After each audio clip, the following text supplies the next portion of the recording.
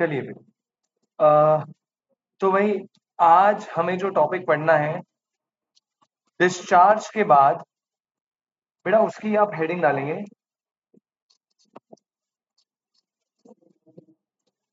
Contracts need not to be perform. Contracts need not to be perform मतलब sir समझना ध्यान से समझना बेटा। अभी तक परफॉर्मेंस में हमने क्या करा पहले मैं उसे रिवाइज करवाता हूँ, ठीक है। अभी तक अगर मैं परफॉर्मेंस की बात करूं तो हमने क्या क्या करा, जल्दी से एक बार क्विक रिवीजन देखते हैं। बेटा सबसे पहले मैंने आपको बताया था कि परफॉर्मेंस ऑफ कॉन्ट्रैक्ट का मतलब होता है कॉन्ट्रैक्ट में जो भी रिस्पेक्टिव लीगल ऑब्लिगेशन क्रिएट हुई है उसे फुलफिल करना।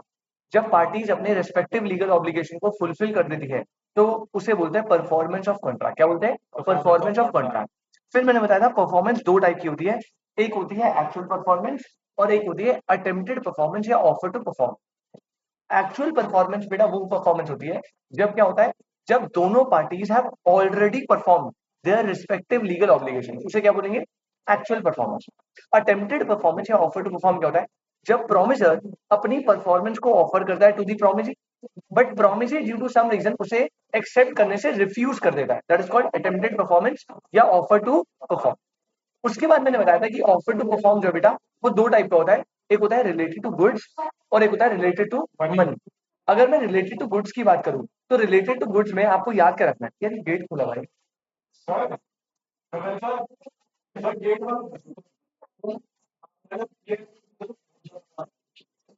गेट बंद है, एकदम से आवाज कैसे बढ़ गई? अभी तो आई नहीं। अच्छा अच्छा।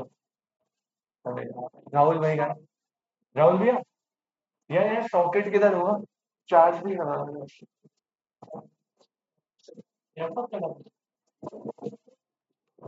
हाँ जी भाई।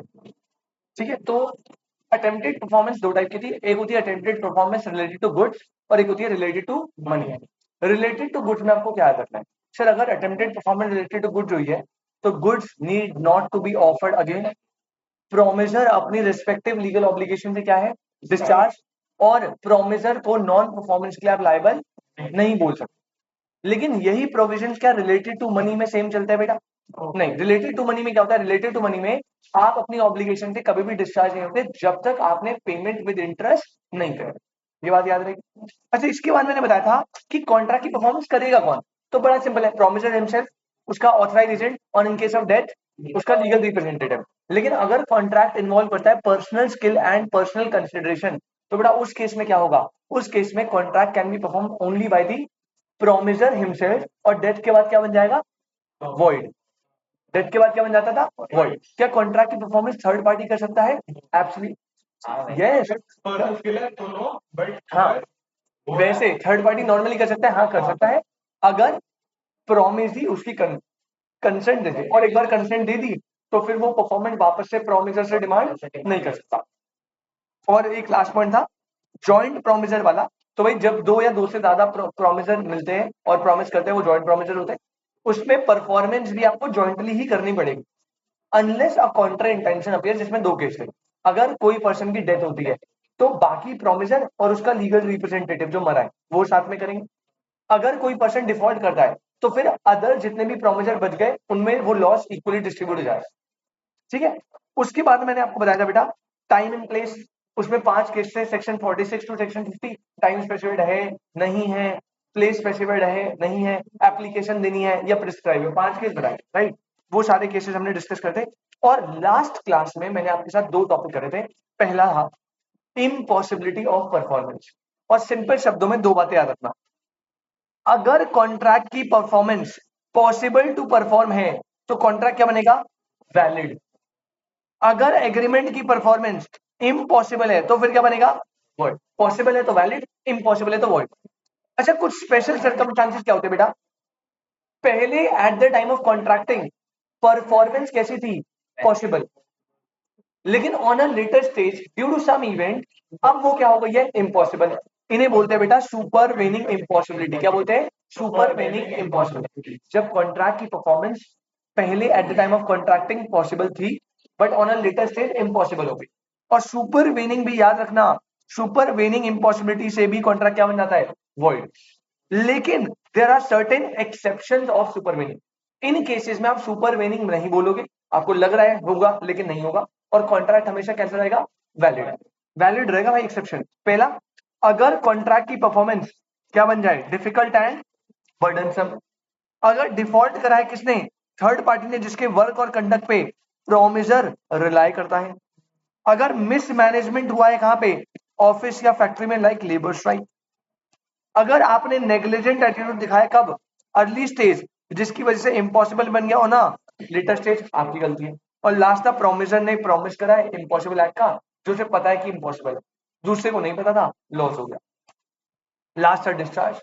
अब डिस्चार्ज का मीनिंग पहले याद रखना बेटा, जब parties are not further bound to perform, are not further bound to perform their respective legal obligation, तब पार्टीज कॉन्ट्रैक्ट से क्या हो जाती है, डिस्चार्ज। क्या हो जाती है, जब कोई भी parties under a contract not further bound to perform, तो उसे डिस्चार्ज बोलते। अब डिस्चार्ज करने के मोड्स थे बेटा।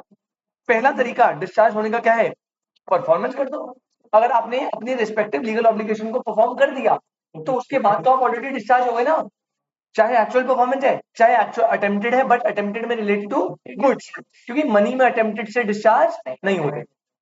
Second, discharge by mutual agreement, ये आज पढ़ाऊंगा। डिस्चार्ज बाय रेमिशन, ये भी आज पढ़ेंगे। और discharge by lapse of time, time का लैप्स होना, या इम्पॉसिबिलिटी आ गई, या ऑपरेशन ऑफ लॉ हो गया। तो इन तरीकों से आप डिस्चार्ज हो सकते हो बेटा। अब लास्ट जो टॉपिक इस चैप्टर में बचा है, वो बचा है contract need not to be perform. ठीक है, इसके अलावा ना एक छोटा सा टॉपिक और है, अप्रोप्रिएशन ऑफ पेमेंट, बट वो मैं बाद में डिस्कस कर लूंगा, तो इतना इंपॉर्टेंट नहीं एग्जाम पॉइंट ऑफ व्यू से, तो बाद में देख लेंगे अप्रोप्रिएशन ऑफ पेमेंट। ठीक है, मतलब एक आधी बारी क्वेश्चन बनाए, देख लेंगे जब दोबारा कभी टाइम निकलेगा। अभी पॉइंट आ रहा है contract need not to be perform.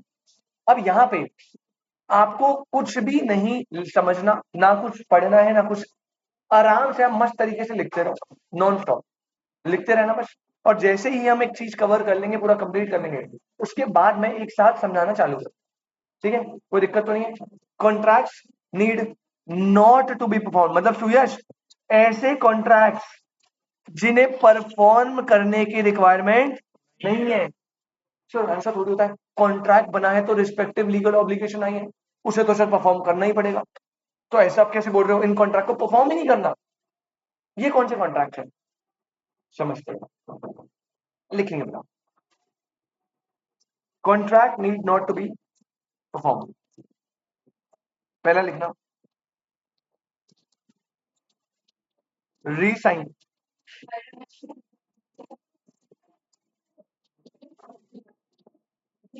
Resign मतलब ये रीसाइन करने वाला है, वो जो आपने पहला बताया था मैंने, रीसाइन करना है ना।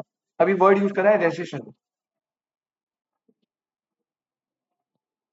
ये वर्ड निकला है रीसाइन से, ठीक है। अभी क्या होता है बाद में समझेंगे, पहला हो गया रजिस्ट्रेशन। अब इसमें क्या बोलता है, इसमें लिखो पॉइंट नंबर 1, सिर्फ लिखना है संदीप, कुछ भी समझना नहीं, अभी समझाएंगे बड़ी में। इसमें लिखो बेटा,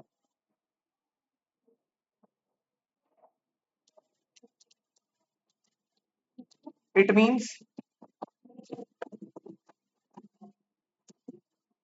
cancellation of the contract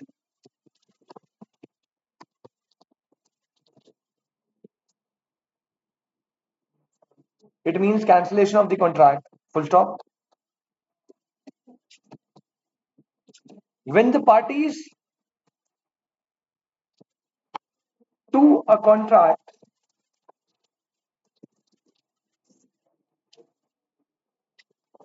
agree to re-sign it, comma,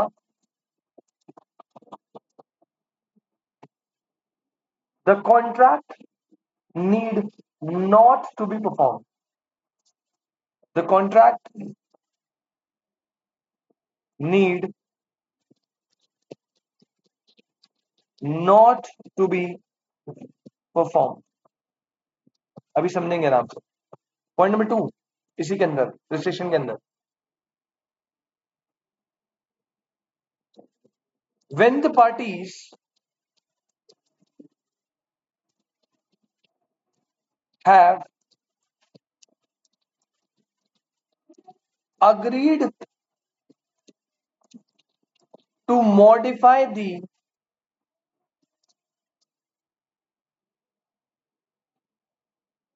अरे यार सॉरी सॉरी मिक्स हो गया थोड़ा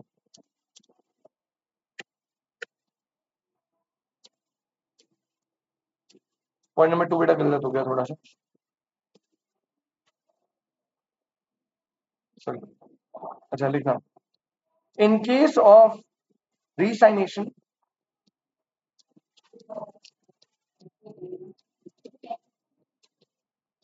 comma only the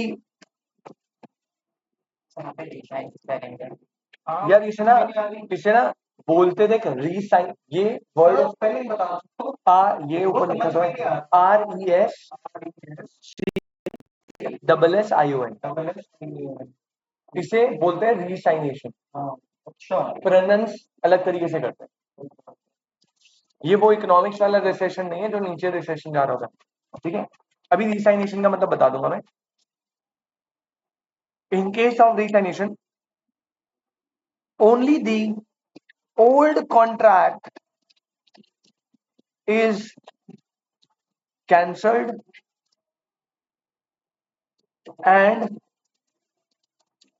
no new contract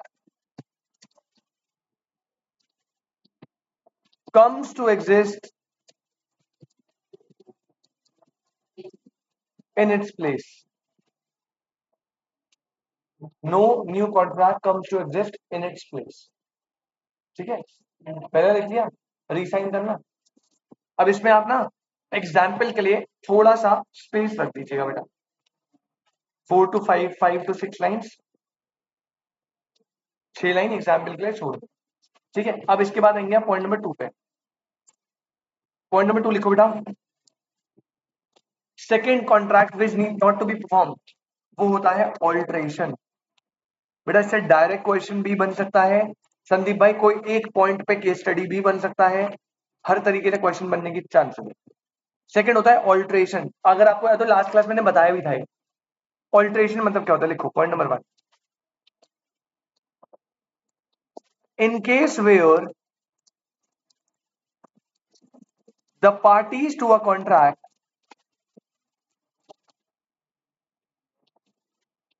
in case where the parties to a contract agrees to alter it agrees to alter it comma the original contract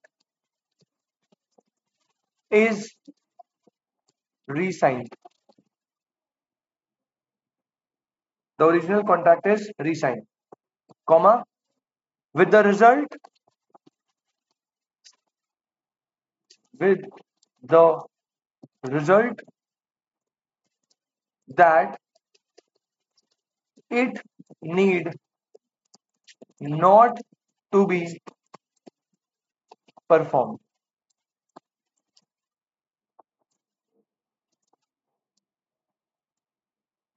इसी में point number 2 when the parties have agreed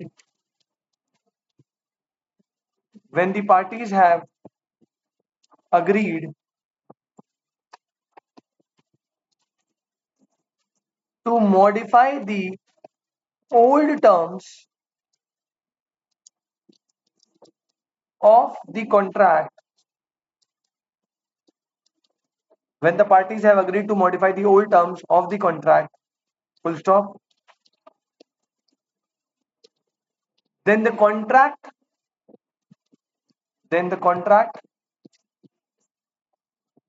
involves the old terms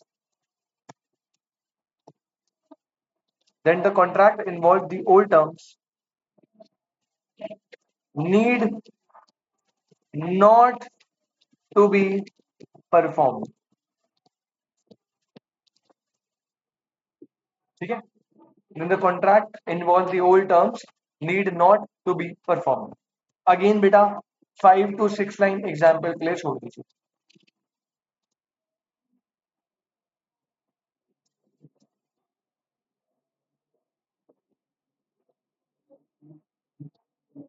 दो गए, resign करना, और second क्या था, alteration. Third contract need not to be perform. Third point है बेटा novation. Novation.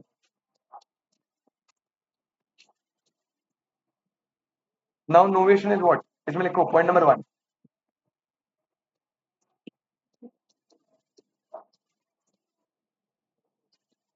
The parties to a contract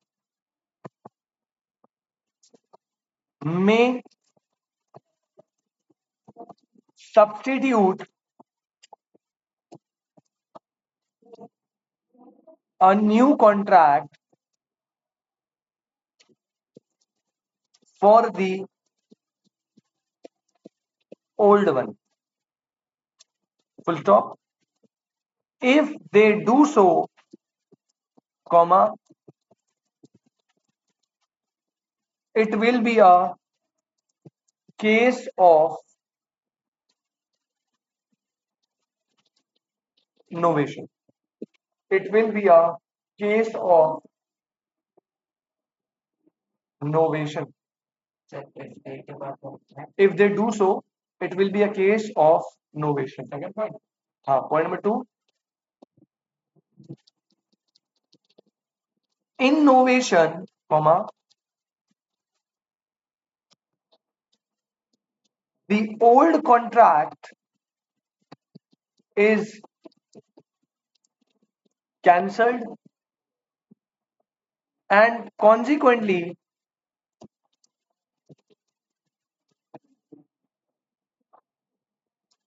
it need not be performed.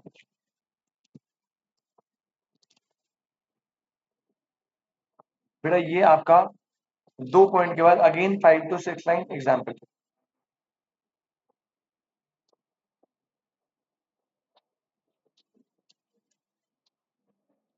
ठीक है,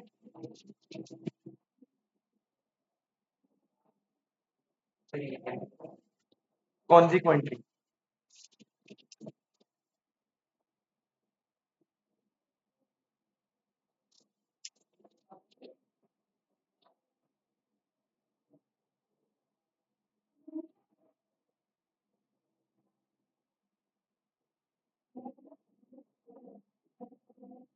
चलो नेक्स्ट आओ. नेक्स्ट क्या लिखा था, मर्जर. पॉइंट नंबर 4 डालो. पॉइंट नंबर 4 है बेटा contract need not be perform, merger. अब इसमें थोड़ी टेक्निकल लैंग्वेज है, आराम से लिखो, अभी समझेंगे. मर्जर में लिखना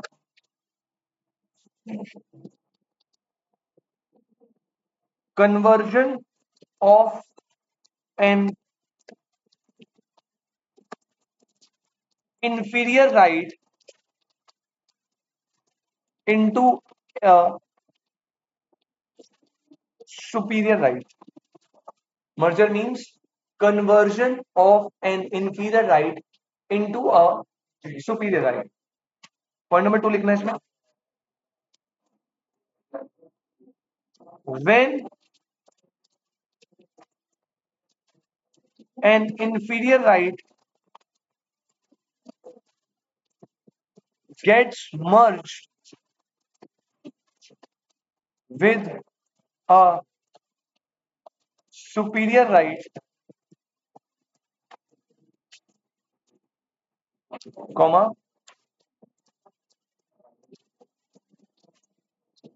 then the contract created of inferior right automatically gets discharged. अब ये क्या बोला, इसको तो आपको समझने में टाइम लगेगा, तो अभी हम इसे बॉक्स बना के छोड़ देते हैं। 5 to 6 लाइन लगे, आप लीजिएगा एग्जाम्पल। तो बेटा contract need not to be perform में 4 पॉइंट, अगर आप कॉन्ट्रैक्ट को रिसाइन कर दो। सेकंड पॉइंट क्या बोला, alteration. Third point is what, novation. और फोर्थ क्या है, मर्जर। फोर्थ क्या है, मर्जर। ये 4 पॉइंट में contract need not to be perform है, ठीक है। अब ये जो है ये स्पेशल वाले पॉइंट है, ठीक है। अगर आपको याद हो लास्ट टाइम मैंने इन चारों को ना म्यूचुअल एग्रीमेंट्स में डाला था, ये चारों म्यूचुअल एग्रीमेंट है ना। अब इनमें बताऊंगा ये म्यूचुअल एग्रीमेंट क्यों होते हैं। हाँ, और ये पांचवा जो था ये था रेमिशन। पांचवा क्या था, रेमिशन। ये भी एक तरीके का वही contract need not to be perform में आता है, इससे भी आप डिस्चार्ज होते हो, लेकिन ये म्यूचुअल एग्रीमेंट नहीं होता। आपको समझ आएगा क्यों। अभी फिफ्थ डाल दो। फिफ्थ पॉइंट इज व्हाट, हो गई फिर क्लास, चलो भाई। तो यहाँ पे हमारा फोर्थ पॉइंट हो गया मर्जर, ठीक है। अब इसके बाद आप नेक्स्ट पॉइंट डालना,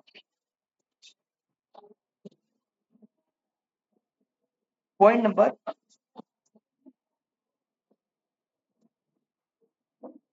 5,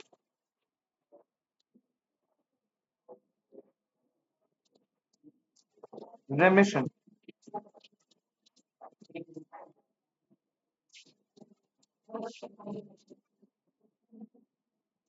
पॉइंट नंबर 5 इज रेमिशन। इसमें लिखना, when the promisee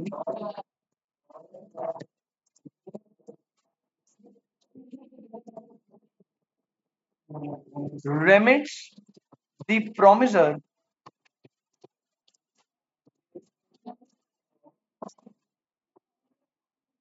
under a contract,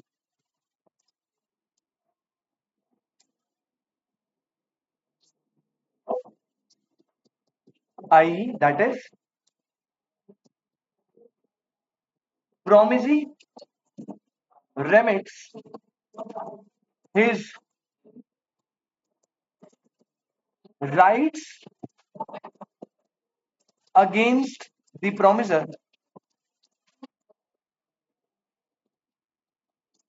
then the promiser is discharged. Then the promiser is discharged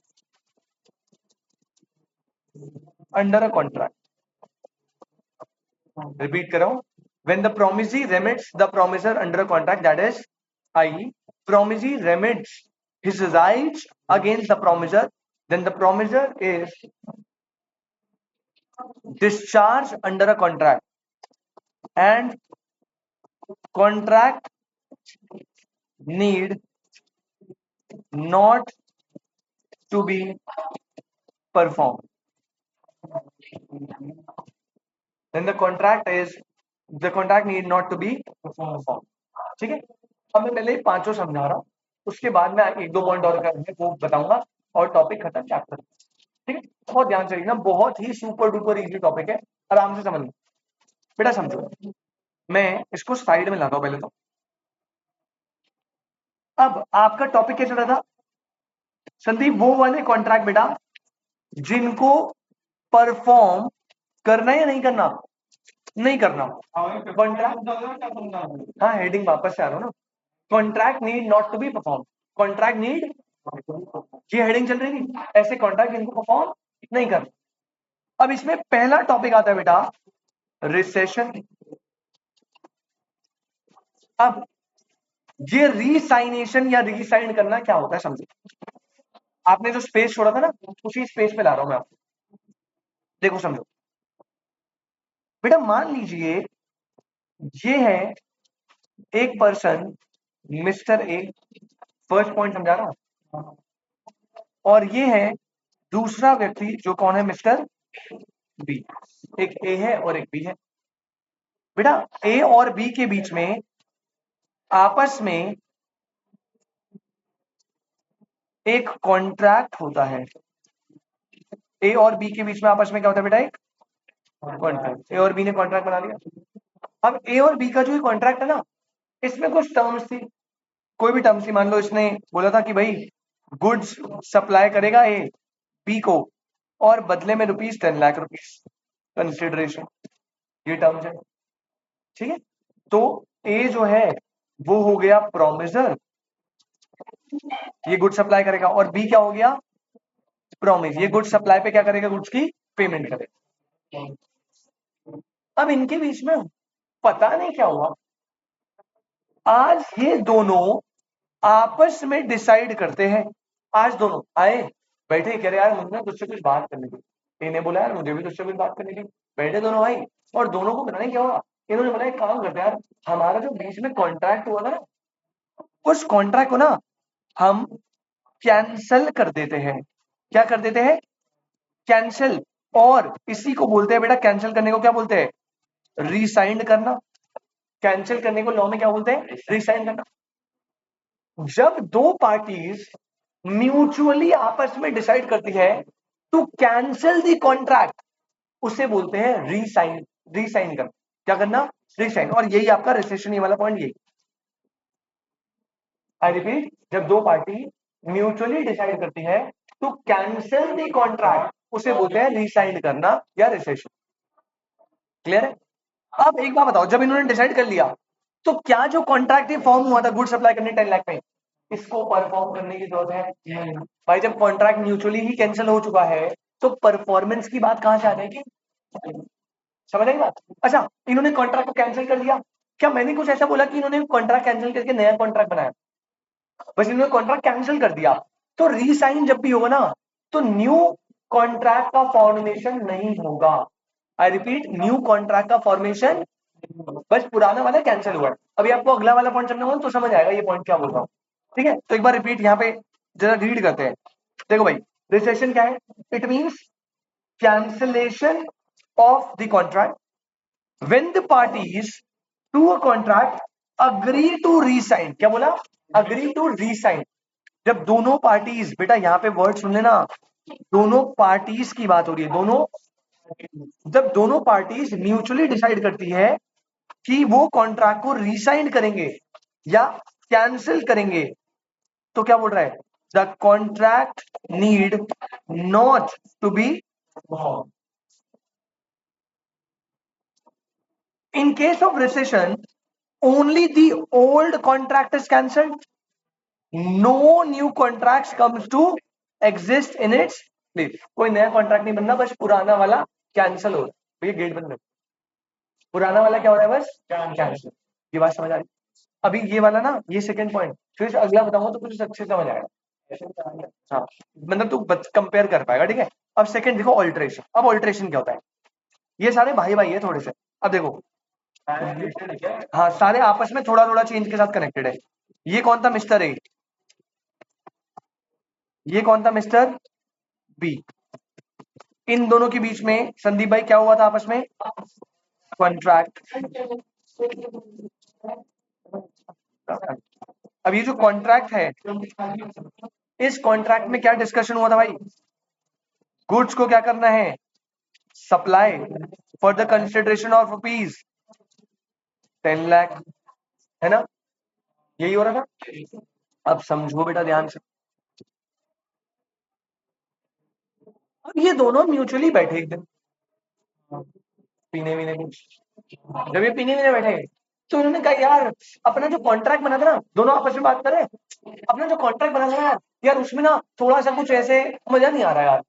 तो बी ने बोला यार एक काम करना प्लीज, ये जो कंसिडरेशन है 10 लाख, इस कंसिडरेशन को 10 लाख से यार हम क्या 12 लाख कर दे प्लीज।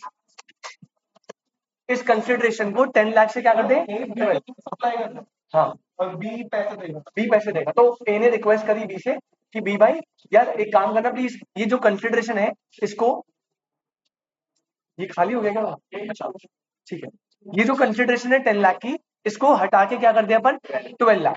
यार ऐसा कर देते, तो बी ने कहा यार ऐसे थोड़ी होता है यार, 10 की जगह 12, 2 लाख कैसे। तो ए ने कहा काम करेंगे, जो मैं तुझे गुड सप्लाई करूंगा ना, वो पहले 10 यूनिट्स कर रहा था, अब मैं तेरे को 12 यूनिट्स कर दूंगा। ठीक है, तो ध्यान से समझना यहाँ पे डिफरेंस क्या है बेटा, यहाँ पे दो कॉन्ट्रैक्ट है। पहला है कॉन्ट्रैक्ट विद ओल्ड टर्म्स।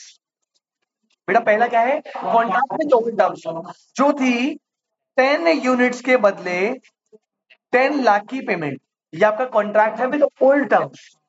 और इसको इन्होंने चेंज करा, मॉडिफाई करा, या मैं करेक्ट वर्ड बोलूं ऑल्टर करा, और एक कॉन्ट्रैक्ट बनाया विद न्यू टर्म्स।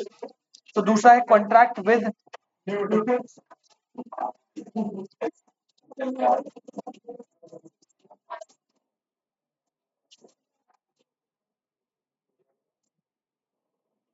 हाँ नहीं नहीं बिल्कुल ठीक है। अब इन्होंने कॉन्ट्रैक्ट बनाया विद न्यू टर्म्स। अब इस न्यू टर्म में क्या है, 12 यूनिट्स देनी है, कितने में, 12 लाख में। तो बेटा सुनो ध्यान से, जब आप म्यूचुअली डिसाइड करते हो कि हम ओल्ड टर्म्स वाले कॉन्ट्रैक्ट को मॉडिफाई या ऑल्टर करके चेंज करेंगे विद न्यू टर्म्स, उसे बोलते हैं ऑल्ट्रेशन। क्या बोलते हैं, ऑल्ट्रेशन में एक कॉन्ट्रैक्ट होता है, दो दो पे, एक विद ओल्ड टर्म्स, एक विद न्यू टर्म्स। एक बार आपने कॉन्ट्रैक्ट को ऑल्टर कर दिया विद न्यू टर्म्स, तो जो कॉन्ट्रैक्ट विद ओल्ड टर्म्स है उसे परफॉर्म करने की रिक्वायरमेंट, समझ आया, पक्का ना, 100%। एक बार इसे पॉज करते हैं, फटाफट रूम में जाते हैं। एक बनेगा कॉन्ट्रैक्ट विद ओल्ड टर्म्स और एक बनेगा कॉन्ट्रैक्ट विद न्यू टर्म्स। तो हमने बेसिकली क्या करा सर, ओल्ड टर्म वाले कॉन्ट्रैक्ट को,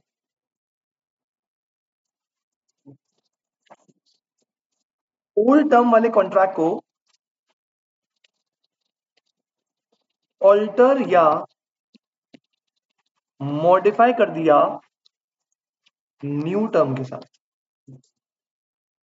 this is what alteration.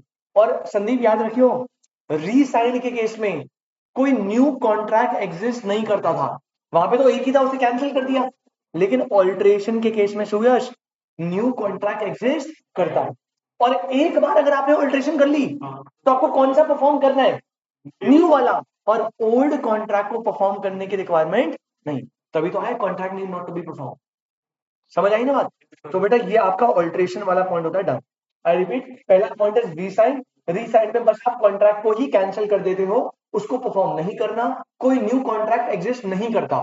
Alteration में आप ओल्ड कॉन्ट्रैक्ट की टर्म्स को ऑल्टर या मॉडिफाई करते हो और न्यू कॉन्ट्रैक्ट में कन्वर्ट करते हो, इससे न्यू कॉन्ट्रैक्ट की एग्जिस्टेंस आती है और उसी की परफॉर्मेंस करनी है, ओल्ड कॉन्ट्रैक्ट्स की परफॉर्मेंस नहीं करनी जिसमें ओल्ड टर्म्स थी। तो एक बार रीड करो फटाफट से, क्या बोल रहे हैं।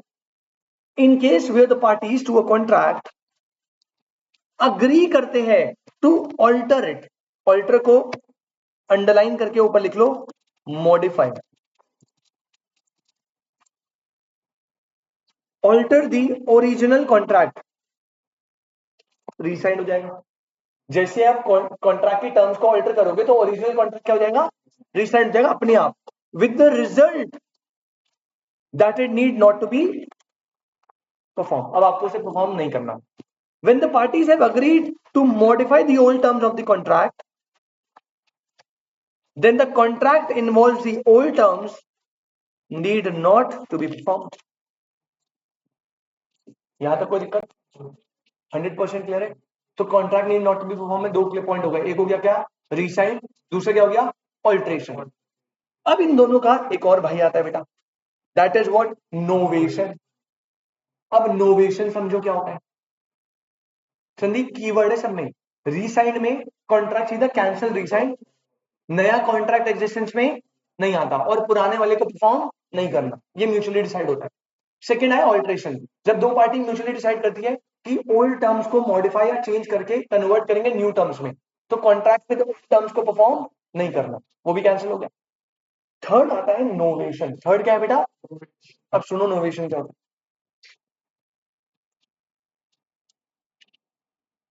बेटा मान लीजिए यहां पे एक पर्सन है मिस्टर ए, दोबारा वही एग्जांपल, यहां पे एक पर्सन है मिस्टर बी, अब गुड सप्लाई का नहीं है, कुछ और लेते हैं। बेटा इन दोनों के बीच में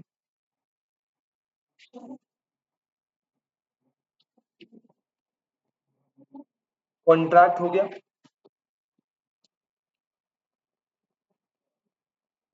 और इस बार सुयश पता है कैसे कॉन्ट्रैक्ट है, इस बार इस कॉन्ट्रैक्ट में बेटा ए ने ना ए ने लोन लिया है फ्रॉम बी ₹10 लाख, और ए को उसकी क्या करनी है अब, repayment.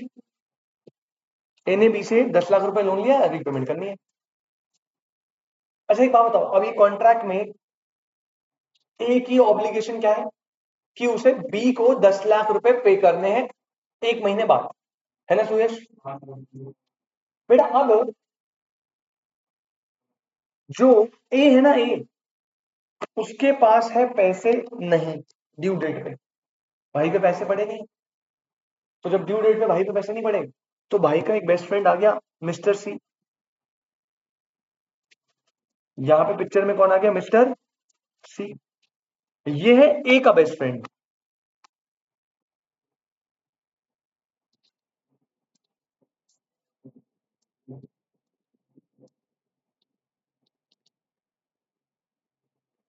A is best friend. और मिस्टर सी ने पता है क्या करा संदीप? मिस्टर सी ने बी को बोला कि भैया तू ये काम कर, तू मेरे साथ कॉन्ट्रैक्ट बना ले। जिस कॉन्ट्रैक्ट में पता है क्या बोल रहा है कि मिस्टर सी पे करेगा ₹10 lakh to Mr B on Mr A's behalf. समझे क्या? सी पे करेगा बी को 10 लाख रुपीस, किसके बिहाफ पे? ए के बिहाफ पे। क्लियर? अब एग्जांपल दो, एक मिनट सुनो। इसे बोलते हैं नोवेशन। क्या बोलते हैं?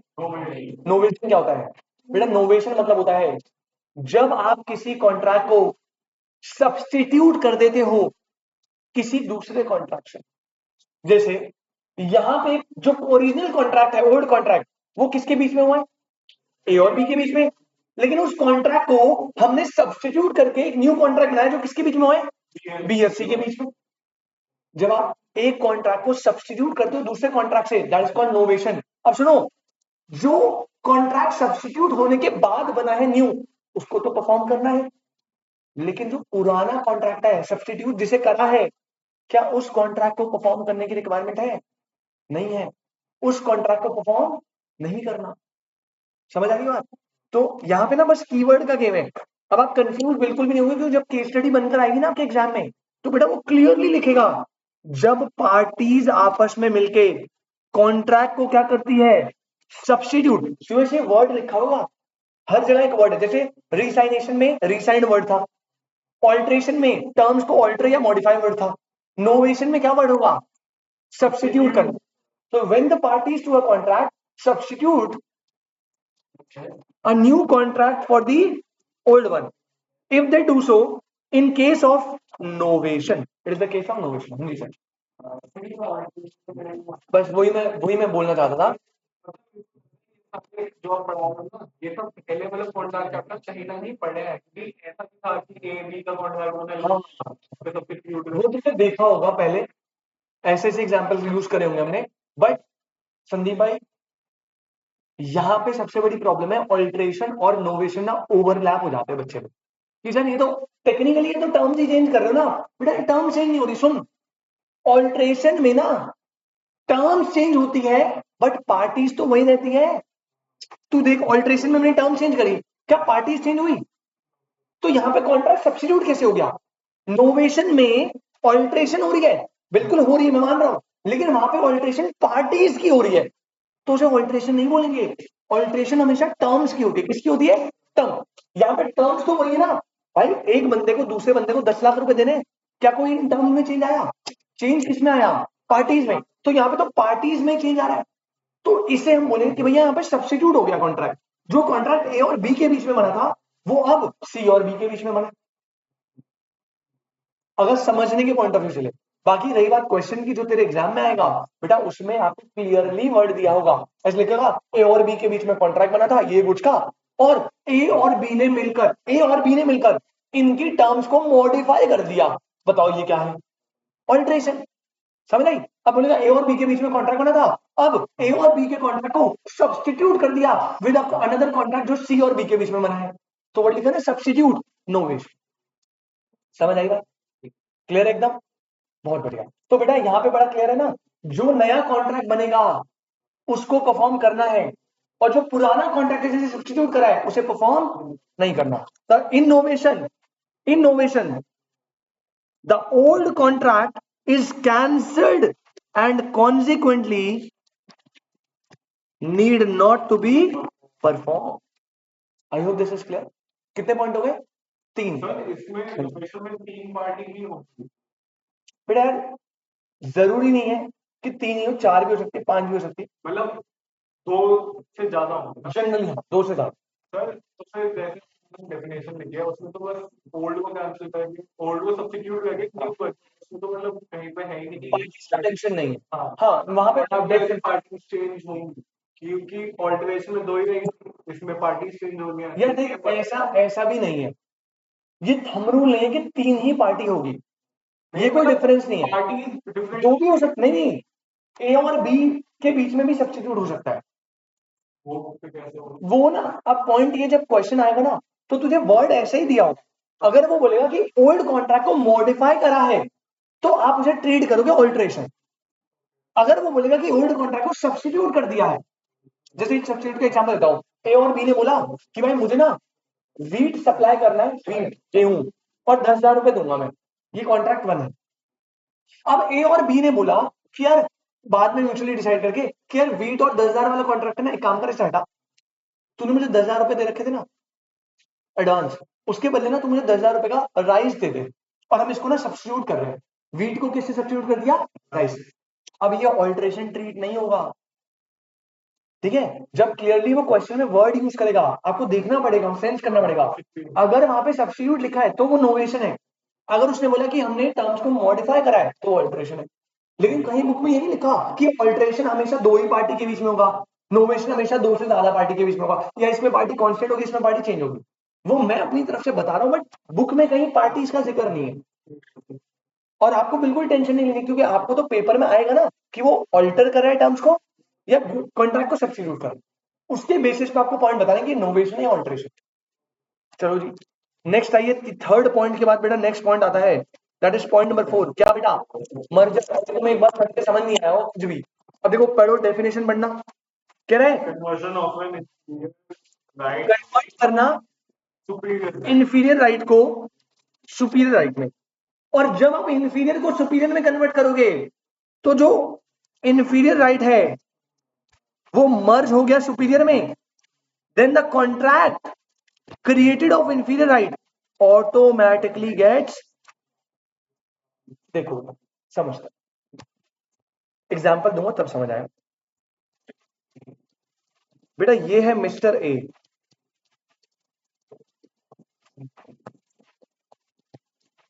ये है मिस्टर बी। संदीप भाई इन दोनों के बीच में बना है कॉन्ट्रैक्ट, और पता है कैसे कॉन्ट्रैक्ट बना है? इन दोनों के है वो बना है रेंटल का, मतलब बेटा ये जो है ना ये लैंडलॉर्ड है, और ये क्या है? टेनेंट है। और लैंडलॉर्ड जो है वो अपनी बिल्डिंग दे रखी है इसको रेंट पे, और टेनेंट हर महीने उसका रेंट पे करता है, लेट्स यूम 1,00,000 रुपीज। तो यहां पे रेंट पे बिल्डिंग दी है, कॉन्ट्रैक्ट में बता रहा हूं, और इस बिल्डिंग का रेंट जो है वो कितना है? ₹1,00,000। कोई दिक्कत? ये समझ आया? अच्छा एक बात बताना, ए और बी जो है ना इनमें से अगर आप देखो स्ट्रॉन्ग पोजीशन पे कौन है? बी, लैंडलॉर्ड है ना, और एक नॉर्मल बेसिक वीक पोजीशन पे ए, टेनेंट। मर्जर क्या होगा? अब इन्होंने क्या करा, ए ने एज ए टेनेंट उन्होंने ऑपरेट करा उस बिल्डिंग में 1 साल 2 साल 5 साल, जैसे मान लो यहाँ पे हमें भाई रेंट पे है, अभी ऑपरेट करे करे करे 2-4 साल बाद हमें लगा भाई सही है जगह, हमने क्या करा बेटा, हमने इस जगह को परचेज कर लिया। क्या कर लिया? परचेज। अब मतलब एक नया कॉन्ट्रैक्ट बन गया ए और बी के बीच में। ये दोबारा से देखो, ये है मिस्टर ए और ये है मिस्टर बी, और अब दोबारा से हम एक कॉन्ट्रैक्ट बना रहे हैं आपस में। फिर से हमारे बीच में क्या बन रहा है बेटा, एक हमारे बीच में बन रहा है कॉन्ट्रैक्ट, और इस बार इस कॉन्ट्रैक्ट में ये क्या कर रहा है, ये अपनी बिल्डिंग को क्या कर रहा है, सेल, और हम क्या कर रहे हैं, बिल्डिंग को परचेज, और यहां पे कंसिडरेशन मान लीजिए है एनसीआर हम दे रहे हैं। द पॉइंट इज, पहले जो बिल्डिंग का ओनर था वो ये था, ये ओनर था, और हम क्या थे, टेनेंट। अब हमने 5 साल बाद एक कॉन्ट्रैक्ट बनाया जिसमें अब हम क्या बन गए, ओनर बन गए। अब सुनो, पहले हमारा जो कॉन्ट्रैक्ट था वो था with inferior rights, with inferior मतलब होता है कम, है ना, सस्ता बेकार। पहले जो कॉन्ट्रैक्ट बना था उसमें हम इंफीरियर राइट रखते थे। इंफीरियर मतलब क्या, हम भाई टेनेंट है, हम रेंट देंगे उसे। लेकिन इस कॉन्ट्रैक्ट को हमने चेंज कर दिया ऐसे कॉन्ट्रैक्ट से जिसने हमें क्या राइट दे दिया, सुपीरियर राइट दे दिया। कौन सा राइट दे दिया, अब हम ओनर, ओनर है ना भाई, अब हम तो भाई बदमाश बन गए, हमारे से ऊपर तो कोई है नहीं यहाँ पे। जब आपके इंफीरियर राइट को कोई कॉन्ट्रैक्ट कन्वर्ट कर दे सुपीरियर राइट में, अब जब मैंने बिल्डिंग खरीद ली, क्या मुझे बिल्डिंग का रेंट पे करना पड़ेगा, मतलब ऑटोमेटिकली पुराना जो इंफीरियर राइट वाला कॉन्ट्रैक्ट था वो डिस्चार्ज हो गया ना। अब इस कॉन्ट्रैक्ट की परफॉर्मेंस नहीं करनी, यही तो बात है। इसे बोलते हैं मर्जर। क्या बोलते हैं, क्योंकि मैंने इस कॉन्ट्रैक्ट को, इंफीरियर राइट को सुपीरियर राइट बनाते ही इसको मर्ज कर दिया अपने में। अब मैं अपने आप को थोड़ी रेंट पे करूंगा। तो यहाँ पे टेक्निकल टर्म क्या है, conversion of an inferior right into a superior right. अभी देखो क्या बोल रहा है, when an inferior right gets merged with a superior right, then the contract created of inferior right automatically gets discharged and contract need not to be performed। क्या ये example समझ आया बेटा, आपको ना टेंशन नहीं लेनी, सर ऐसे तो कितने एग्जांपल बन जाएंगे। अरे भैया आपको लैंग्वेज पकड़नी है, आपके पेपर में वो यही लैंग्वेज का गेम खेलते हैं। अब देखो 4 कीवर्ड बताओ, उसमें 4 कीवर्ड। पहला, रीसाइन में, रीसाइन में कॉन्ट्रैक्ट रीसाइन कैंसिल होता है। संदीप ऑल्ट्रेशन में टर्म क्या है, मॉडिफाइड या ऑल्टर करना। नोवेशन में substituting the old contract with a new contract. और बेटा फोर्थ, मर्जर में conversion of an to a superior. तो जो इंफीरियर राइट वाला कॉन्ट्रैक्ट है उसे परफॉर्म नहीं करना। समझ आ रही बात, ये टेक्निकल है बेटा। कॉन्ट्रैक्ट जो है ना, आपकी सीए फाउंडेशन में कॉन्ट्रैक्ट 30 मार्क्स का है, ठीक है। अब 30 मार्क्स में से आपका जो प्रपोर्शन चलता है वो चलता है 18 नंबर केस स्टडी और 12 नंबर डायरेक्ट क्वेश्चन। मतलब मैं टोटल पूछ रहा हूँ तो 100 नंबर में से कितनी केस, यार 100 में से तू लेके चल 60 मार्क्स का केस स्टडी बेस्ड पेपर है और 40 मार्क्स डायरेक्ट क्वेश्चन होते हैं। डायरेक्ट जैसे कोवर्जन एंड्यूमेंट डिफरेंस, कोवर्जन क्या होता है, या कोई डायरेक्ट क्वेश्चन है कि भैया contract need not to be perform, सीधा बता दो। और जब तू कॉलेज के पेपर देगा अपने फर्स्ट ईयर के, उसमें भी बिजनेस लॉ है, उसमें 90% क्वेश्चन डायरेक्ट, 90 या 100% डायरेक्ट, सीधा डायरेक्ट डायरेक्ट डायरेक्ट डायरेक्ट। मैं पेल के लिखना होता है, मतलब 8-10 पन्ने भरे, जितने पेजेस भरोगे उतने तुम्हारे मार्क्स ज्यादा आते हैं। मैं कंटेंट डिपेंड नहीं करता, यहाँ पे कोई पन्ने नहीं भरने, यहाँ पे 4 नंबर का क्वेश्चन है, 1-1.5 पेज। केस स्टडी का तो थोड़ी वीक किया है, 40 की तो डायरेक्ट आ गए मार्क्स। नहीं केस स्टडी क्यों वीक है भाई, अभी हम करेंगे केस स्टडी पे। केस स्टडी कुछ नहीं भाई, यही है, ये याद है तो केस स्टडी आएंगे हम।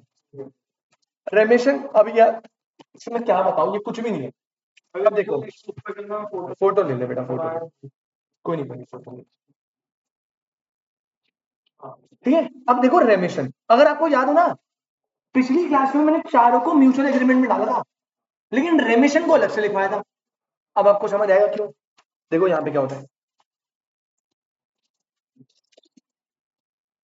दोबारा से सेम एग्जांपल लेंगे। ये कौन है बेटा, मिस्टर ए, ये कौन है बेटा, मिस्टर बी, और इन दोनों के बीच में हो गया कॉन्ट्रैक्ट, और कॉन्ट्रैक्ट में गुड सप्लाई करने 10 लाख। वही अपना बेस एग्जांपल,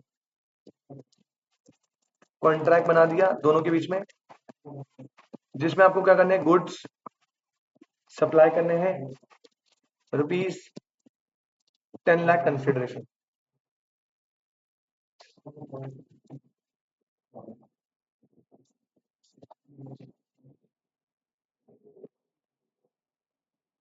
यार कैसे ठीक है। अब यहाँ पे देखो हुआ क्या, दोनों की ऑब्लिगेशन बताना। ए की ऑब्लिगेशन क्या है, गुड सप्लाई, और बी की ऑब्लिगेशन क्या है, पेमेंट ऑफ 10 लाख, है ना।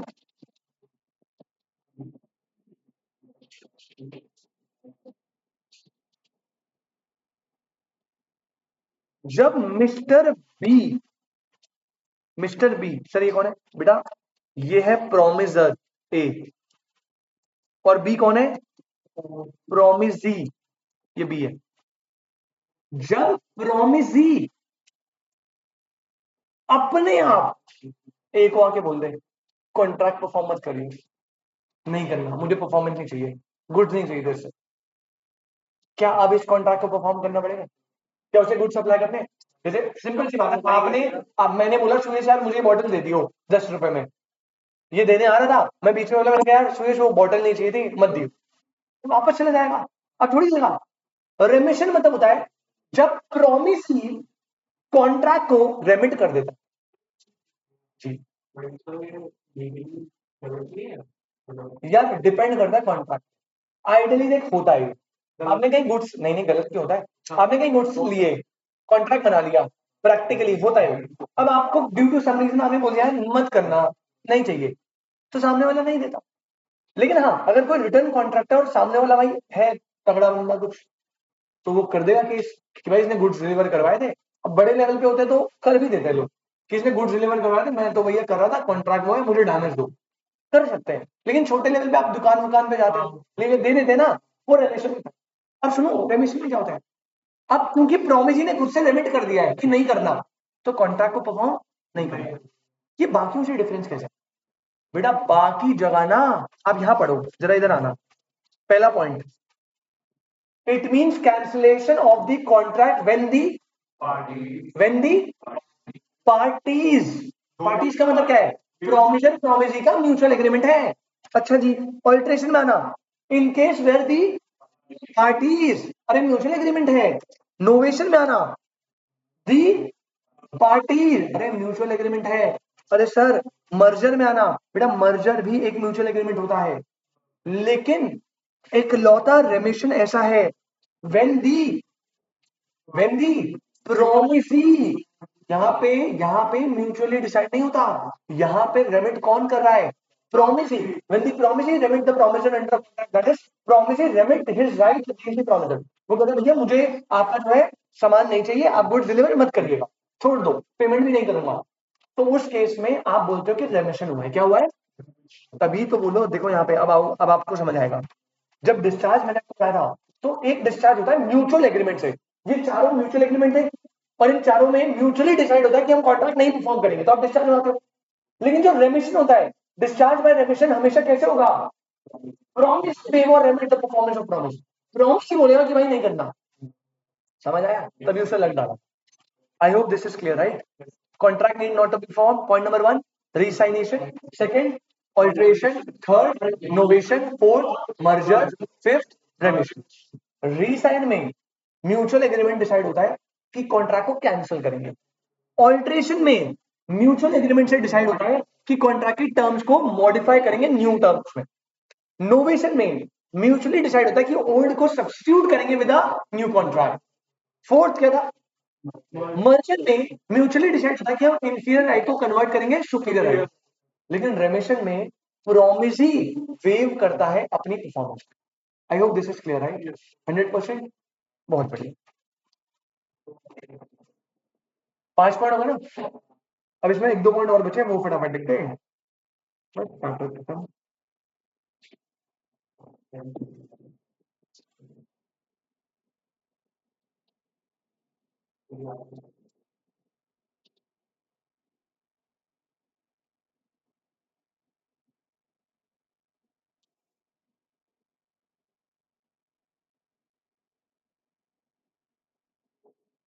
इसमें एग्जाम्पल नोट तो नहीं करा तुमने, अभी ये एग्जाम्पल, ये एक काम कर,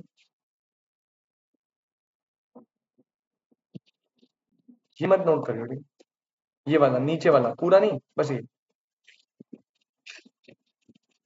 इतना कर ले। इसका एक अच्छा एग्जाम्पल दे देता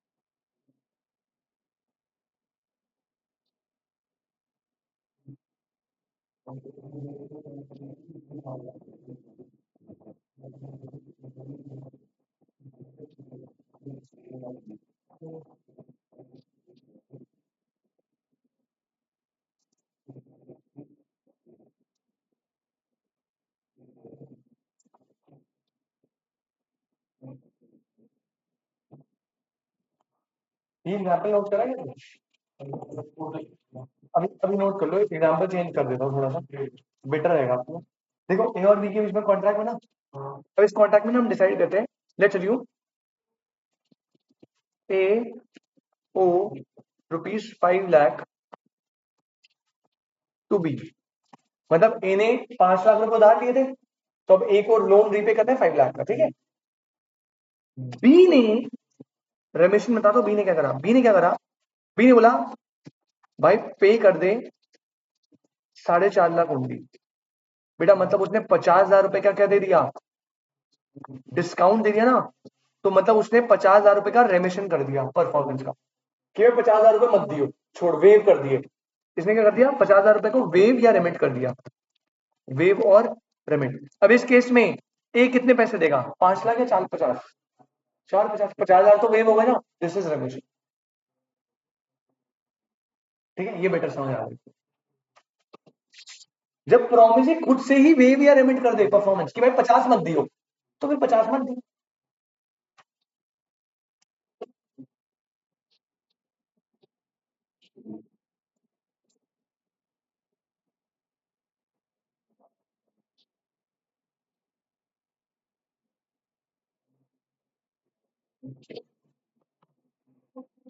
ठीक है बेटा, और कौन से contract need not to be performed है, जल्दी जल्दी लिखते हैं, 3 पॉइंट और बचे, 5 तो ये हो गए, 3 और है, वो फटाफट लिखते हैं, चैप्टर को खत्म करते हैं। आ जाओ, पॉइंट नंबर 6 लिखना, अब ये साथ साथ लिखेंगे, फटाफट समझेंगे। Point number 6। सर पता है, जब आप कहीं से ऑर्डर ना होता काम करते हैं,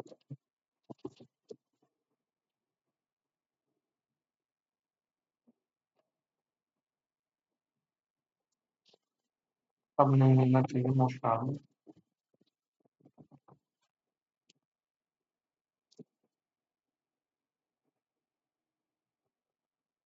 ठीक है, 6 लिखना बेटा, restoration of benefits under a voidable contract. Restoration of benefits under a voidable contract.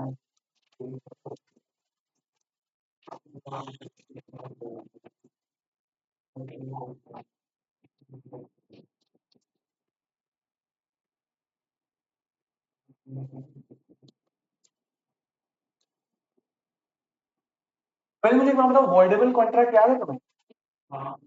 voidable contract कब बनता है, when, जब प्री कंसेंट नहीं होती, when consent is not free, तब कॉन्ट्रैक्ट voidable बनता है ना। और कितने केसेस में कंसेंट फ्री नहीं है,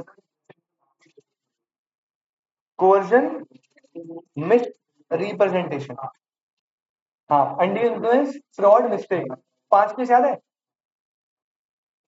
भैया सुन लो, वॉइडेबल कॉन्ट्रैक्ट को भी परफॉर्म नहीं करना होता। जैसे जैसे मान लीजिए दो पार्टीज हैं, अब दो पार्टीज में कॉन्ट्रैक्ट हुआ और वो वॉइडेबल था, मतलब उसमें कंसेंट फ्री नहीं थी। लेट्स यू इंश्योरेंस कंपनी थी, याद है आपको? एक पर्सन ने इंश्योरेंस कंपनी को अपना एज क्या बताया था, झूठा कम बताया था ताकि प्रीमियम कम चार्ज हो। अब उसको क्लेम मिलने की बारी आई।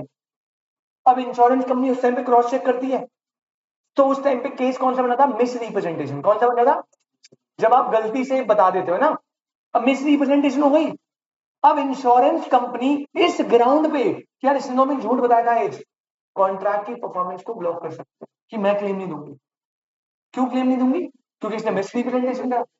अब यार आपको छोटा भीम वाला एग्जाम्पल, छोटा भीम वाला, अबे यार जब कालिया वालिया, हाँ, वो रिंग विंग का एक्सचेंज हुआ था ना, कालिया गया था चुटकी के बाद रिंग लेके, लेकिन छोटा भीम ने पकड़ लिया था उसे, गन रख दी थी भाई कनपट्टी में और कह रहा था भाई 50 रुपए में ring they they, coercion.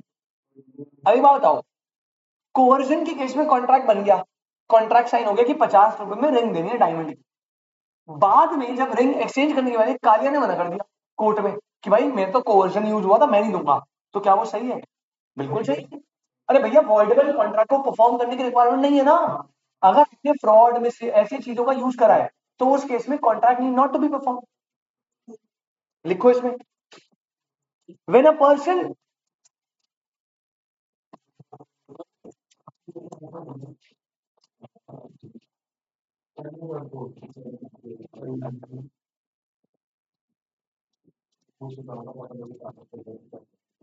when at whose option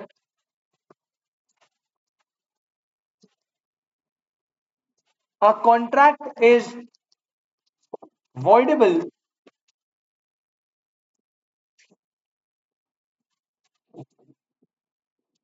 re-signed it, comma, the other party thereto need not perform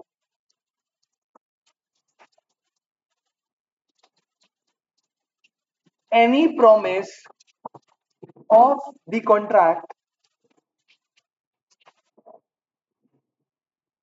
in which he is the promiser.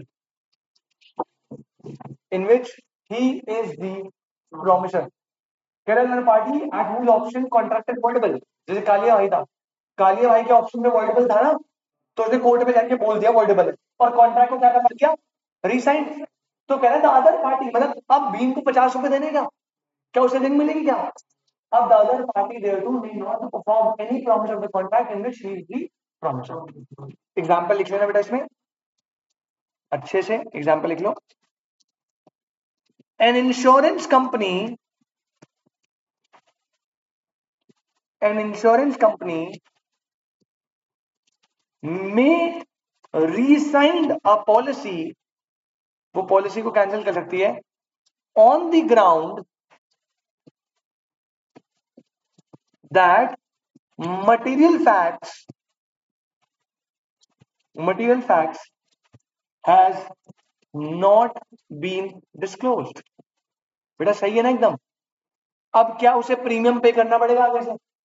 नहीं। क्या उसे इंश्योरेंस का क्लेम मिलेगा जब कुछ अनहैपनिंग होगी? नहीं, क्योंकि आपने मटेरियल फैक्ट को बताया नहीं। इंश्योरेंस कंपनी को जैसे बताया तो फ्रॉड या मिसरिप्रेजेंटेशन है, अगर इंटेंशनली होगा तो फ्रॉड होगा, अनइंटेंशनली होगा तो मिसरिप्रेजेंटेशन। तो इंश्योरेंस कंपनी क्या करेगी, उसी टाइम पे कॉन्ट्रैक्ट को साइन कर देगी। तो बेटा नेक्स्ट पॉइंट याद रखना, 5 तो ये वाले हो गए, मर्जर, रीसाइन, ऑल्टरेशन, नोवेशन, रेमिशन। अलग से छठा बता दिया, वॉइडेबल कॉन्ट्रैक्ट। वॉइडेबल कॉन्ट्रैक्ट के केस में भी कॉन्ट्रैक्ट को परफॉर्म नहीं करना अगर जो अगली पार्टी है उसने रिसाइन कर दिया, उसके ऑप्शन पे डिपेंड करता है। लास्ट 2 पॉइंट में से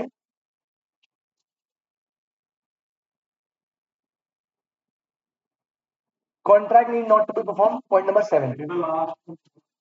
नहीं 3 बोले थे ना, इसके बाद एक और है बेटा, ये भी बहुत सिंपल सा, आपको ऑलरेडी आता है।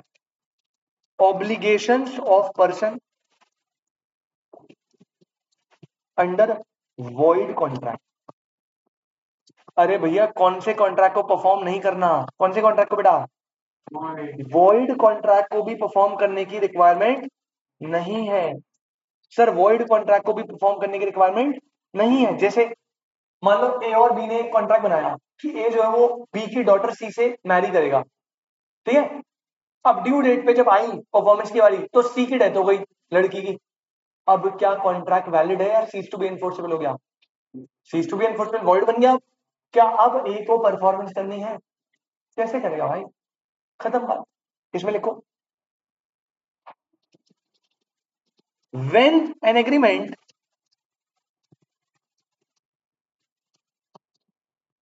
or contract that becomes void, comma, when an agreement or contract becomes void, comma,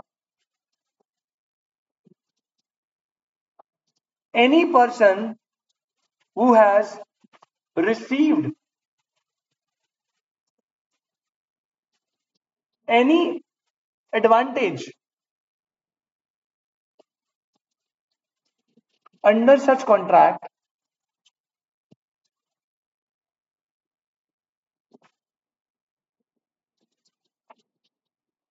is bound to restore या return it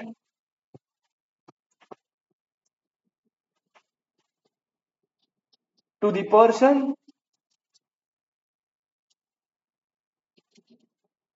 from whom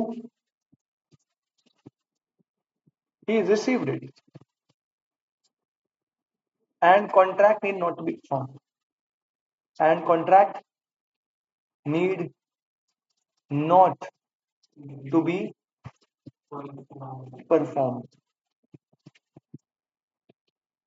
इसका एग्जांपल बना लेते हैं जल्दी से, जैसे बना रहा हूं वैसे बनाना बेटा। यहाँ पे मिस्टर ए है, यहाँ पे मिस्टर बी है। ए और बी के बीच में होता है एक कॉन्ट्रैक्ट।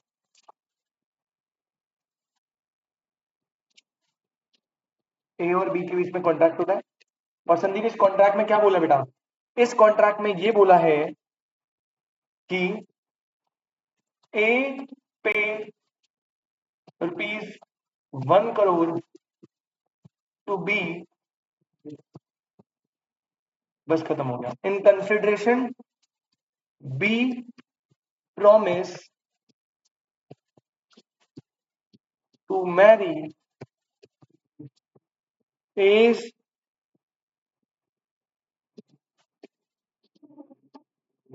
डॉटर सी।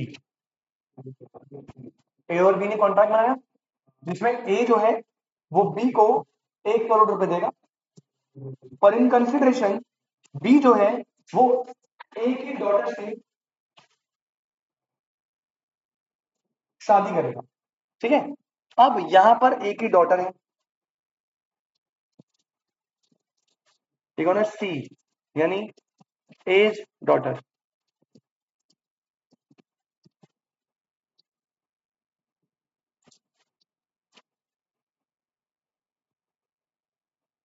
अब यहां लिखो, at the time of performance of promise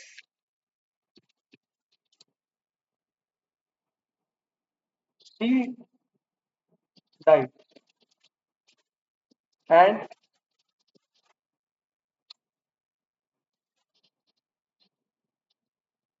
the agreement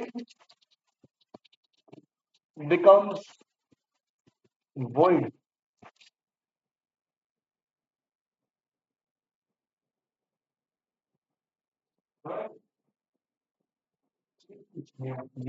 ये तो इन्हें तो वो हुआ ऊपर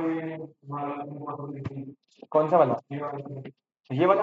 हाँ, सुपरमैन ही नहीं बोल सकता था। ऊपर हुआ मतलब वहाँ पे आपको मेरे को याद नहीं कौन सी बात बताया था, बट जिसमें मैरी को हाँ, मैरिज ब्रोकरेज कॉन्ट्रैक्ट। हाँ हाँ भाई, तो दोनों version. Marriage brokerage contract void, हाँ सुपर मीनिंग हो गया उसके लिए भी वॉइड हो गया। At the end of the day contract perform तो नहीं कर रहा, वहां पे भी फॉल, हाँ वहां पे भी फॉल करेगा, ये वॉइड ही है।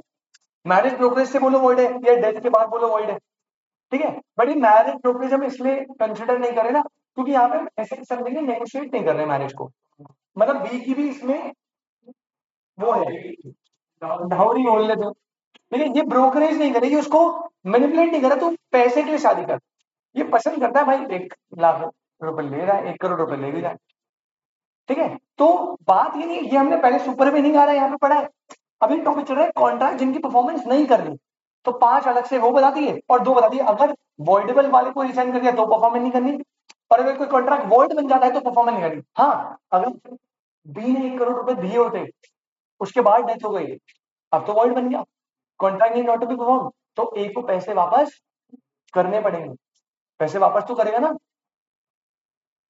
ठीक है। तो ये हो गया वॉइड वाला। बेटा 7 पॉइंट डाले, 5 तो देखो सेम है, recession, alteration, novation, merger, रेमिशन, 4 mutual होते हैं, रेमिशन प्रॉमिस ही करता है। उसके बाद अगर कोई कॉन्ट्रैक्ट वर्डेबल हो जाए, अगर कोई कॉन्ट्रैक्ट वॉइड हो जाए, और लास्ट पॉइंट लिख लो बेटा, जिसके बाद ये चैप्टर खत्म, बस हिम्मत बनाए रखो, 5 मिनट और दूंगा आपके।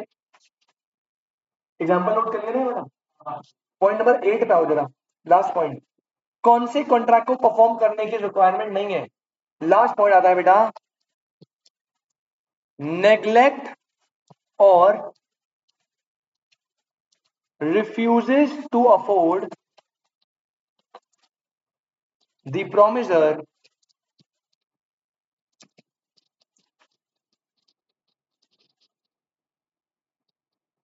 reasonable facilities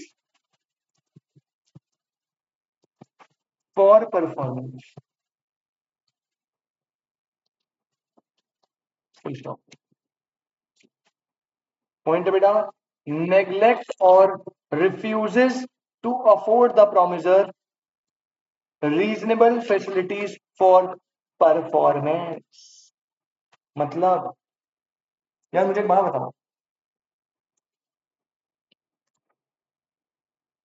तो इस तेरे मेरे बीच में कॉन्ट्रैक्ट बना है, मैं प्रॉमिसर, है ना, मैंने प्रॉमिस करा है तुम्हारे पेरेंट्स को कि भैया इनको लॉ पढ़ाऊंगा सीए फाउंडेशन, ठीक है, तुम प्रॉमिस है, बोला ठीक है सर पढ़ा दें।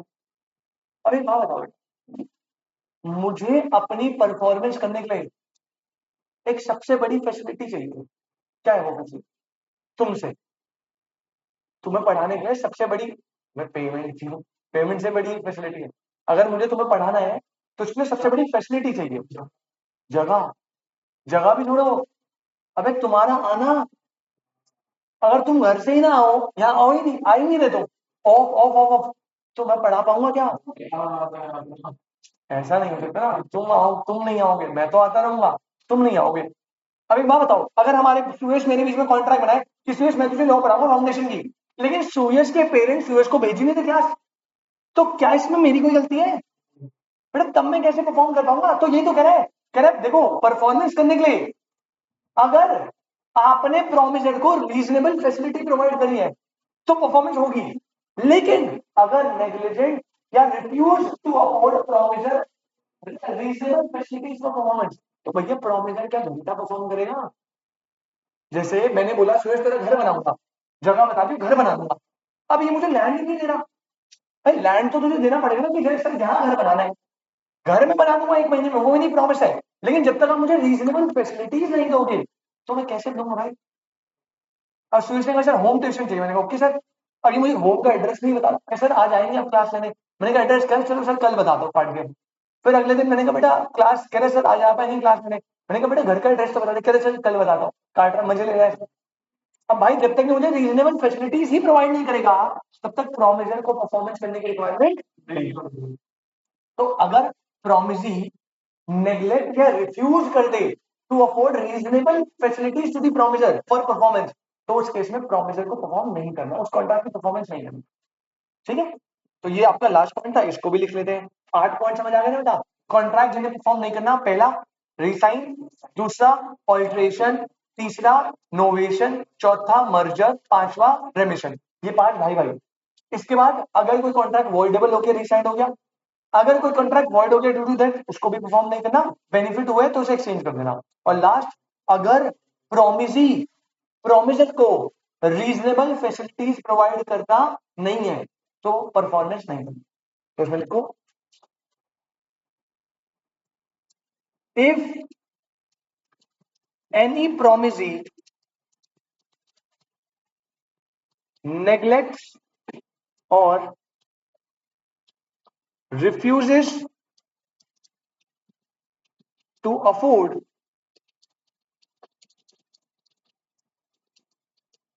the promiser, if any promisee neglects or refuses to afford the promiser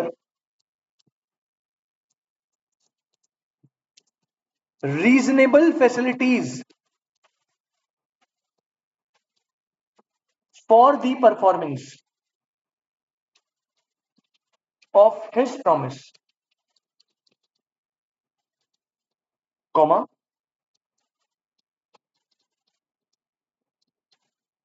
the promiser is not responsible or liable for any non performance. बेटा फिर प्रोमिसर नॉन परफॉर्मेंस के लिए लाइबल नहीं होगा, उसे परफॉर्म ही नहीं करना फिर, कॉज देयर बाय। सुरेश समझ आ गया बेटा? पॉइंट क्या है, जब प्रोमिसी नेग्लेक्ट और रिफ्यूज कर दे, रीजनेबल फैसिलिटीज देना किसको, प्रोमिसर। नीचे एग्जाम्पल नहीं, एग्जाम्पल है बस। Student refuses to learn, the teacher, मैं काफी कनेक्ट कर पा रहा हूं, कैन नॉट बी हेल्ड